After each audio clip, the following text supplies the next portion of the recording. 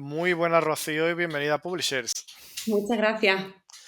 Bueno, tú empezaste tu carrera en el mundo de los bancos, ¿no? ¿Cómo decidiste dar el salto a la literatura y a la literatura romántica, que es algo tan diametralmente distinto? Pues bueno, yo era empleada de banca, he tenido varios puestos, algunos ya directivos y la verdad es que tiene una carrera bastante, desde mi punto de vista, bastante buena. Y en el 2012, lo recuerdo por el tema del fin del mundo de los mayas, así no se me olvida, diagnostican una leucemia. Paso por un proceso, por un autotrasplante, me vuelvo a incorporar a trabajar, pero a los 6 meses así recaigo y entonces me tienen que hacer lo que se llama un trasplante alogénico de otra persona y es un proceso muy, muy complicado, con una recuperación muy lenta y tengo que dejar de trabajar.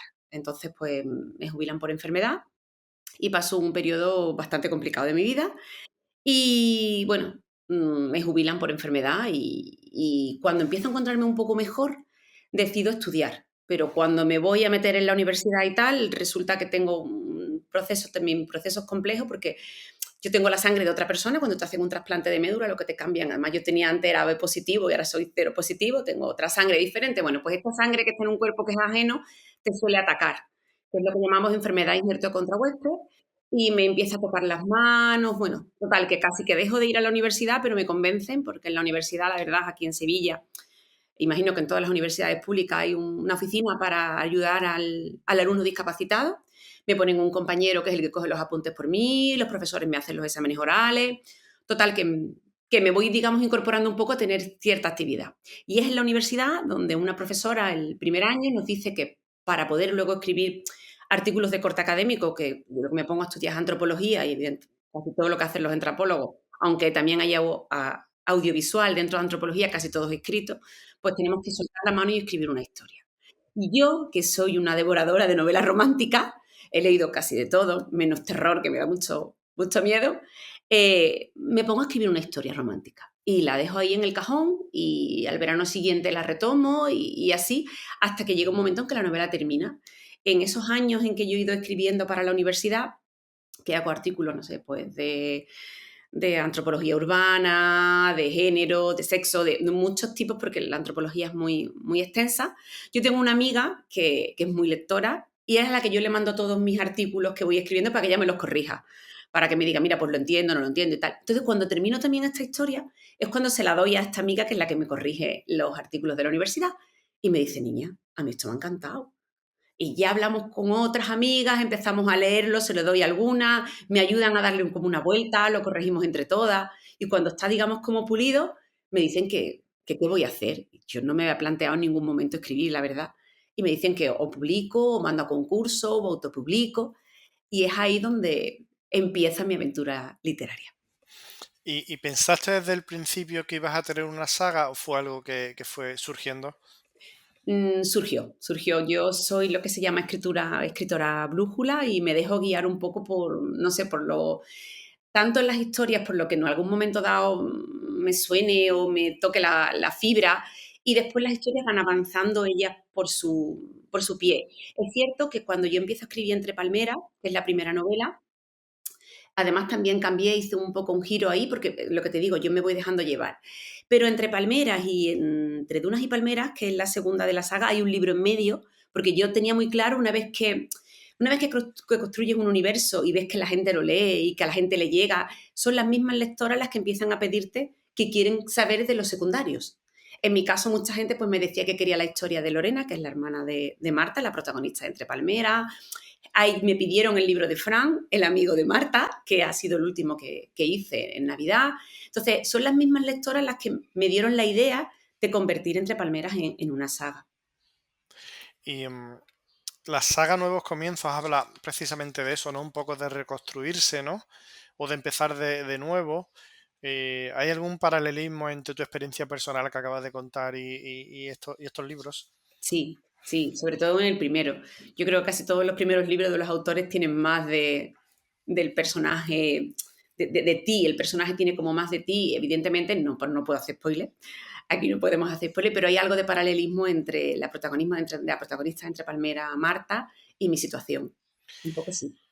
¿Y cómo fue esa transición de los ensayos académicos a la literatura romántica? Pues mira, me costó mucho porque en academia, cuanto más largas son las frases, es como que tienen más contenido. Entonces aprendes a escribir con muchas parafrasadas. Más Y denso, ¿no? sí, es más denso y después, pues, todo lo vas poniendo a pie de página. Es una manera diferente. Tú tienes que ir, todo tiene que ir, cuando tú citas algo, tiene que ir puesto con su buena citación en APA o en Cambridge, ¿vale? O en Harvard. Tú tienes que ir citando. Y es diferente. La novela requiere, yo una de las cosas que me corrigen más los correctores es que sigo haciendo frases muy largas.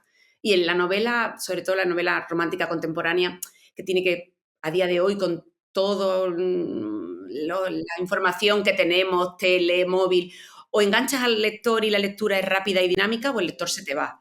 Entonces hay que hacer las frases más cortas. Y eso es una de las cosas que me ha costado más trabajo.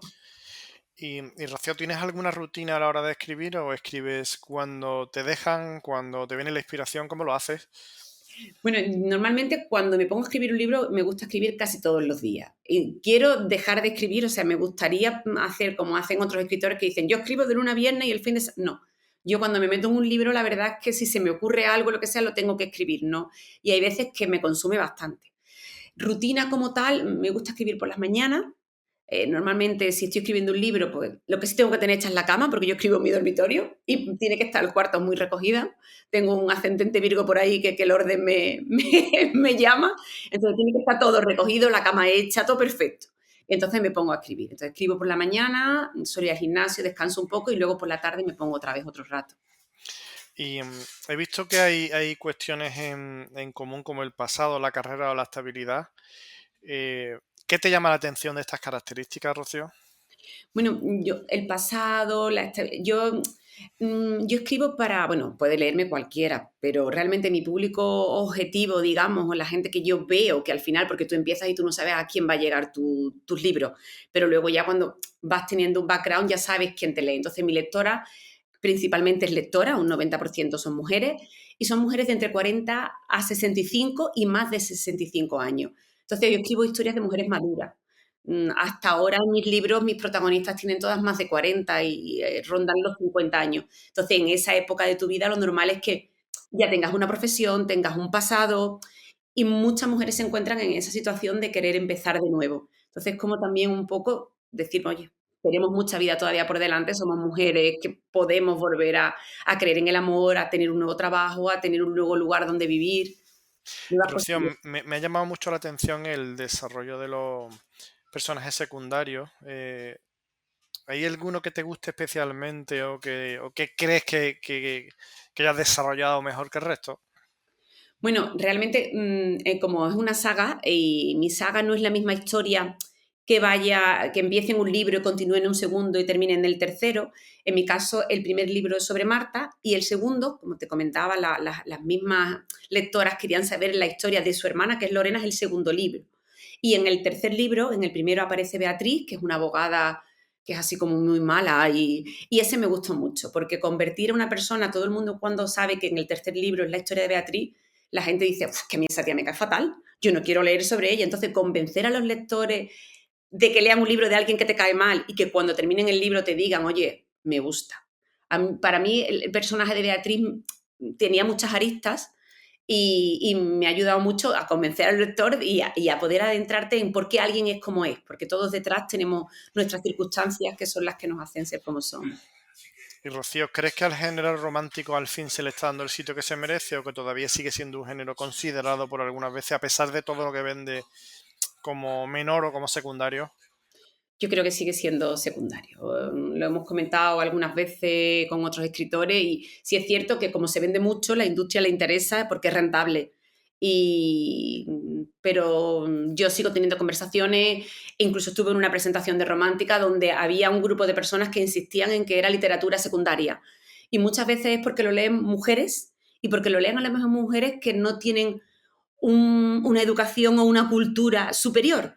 Y a mí eso me toca mucho la moral. O sea, porque al final yo reconozco que en mi forma de escribir yo no soy una escritora con una pluma maravillosa, pero yo lo que quiero transmitir en mis historias es que la gente se divierta, se entretenga, que haga un kick en ese día, en sus problemas, en su realidad y llevarle un poquito de, no sé, de felicidad, de buen rollo en un momento dado, ¿no? No pretendo, mis letras, yo no soy una poeta que pretenda generar simplemente con mis palabras esa musicalidad, ese sentimiento. Para mí son mis historias. Y yo lo cuento de una forma en que cualquier persona me puede leer. Para mí es un orgullo, como diría mucha gente, un orgullo y una satisfacción que en mi pueblo, que es un pueblo rural en Andalucía, mis libros siempre estén fuera. O sea, a mí me escribe gente por Facebook, señoras que me dicen, todavía no me lo he podido leer porque cada vez que voy a la biblioteca están fuera. Y de cada una de mis novelas hay 3 ejemplares. Entonces hay cola para leerme y me leen eso, señoras mayores, y a mí eso la verdad es que me encanta. Me Y encanta. Rocío, que si me tuvieras que convencer para leerme tu saga, ¿tú qué me dirías? Uy, qué difícil. Yo no suelo vender muy bien mis libros, ¿eh? Me vende mejor la gente que me lee que yo, y mira que me he dedicado a vender toda la vida, ¿vale? Pero no lo sé, yo creo que crea un universo